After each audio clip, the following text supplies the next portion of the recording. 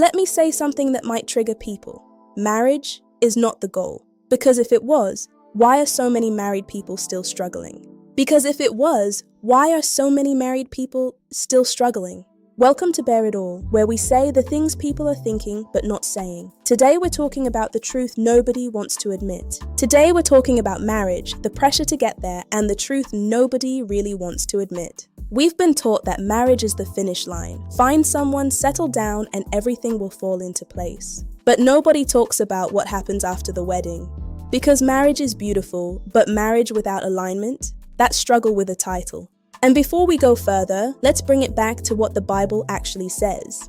Amos 3:3 asks, "Can two walk together except they be agreed?" That's alignment. You cannot build a life together if you're not in agreement. We've been told love is enough, but the Bible shows us something deeper.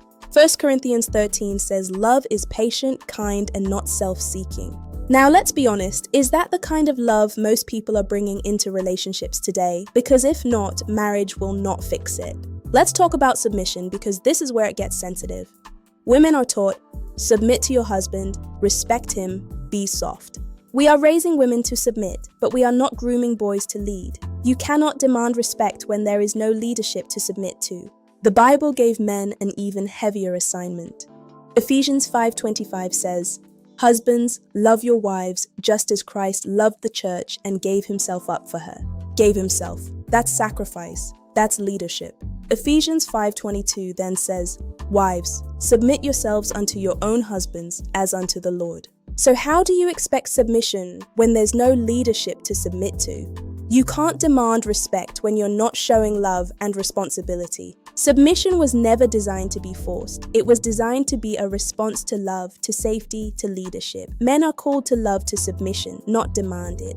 2 Corinthians 6:14 says, "Do not be unequally yoked together." That's not just about faith, that's about direction, mindset, and purpose. When you're not aligned, one person is pulling forward and the other is pulling backward. Marriage will expose your trauma, not fix it. Proverbs 27:17 says, "As iron sharpens iron," and sharpening requires friction. But without alignment, that friction becomes conflict. Society celebrates timelines. You're 30 plus? What are you waiting for? Why are we normalizing settling in something as serious as marriage? So maybe the goal is not marriage. Maybe the goal is alignment. Choosing someone who shares your values, your faith, and your vision. Proverbs 4:7 says, "Wisdom is the principal thing, therefore get wisdom." Wisdom will help you choose right, not just choose fast. Marriage is not the goal. Godly alignment is. Follow Bear It All by Follow for more.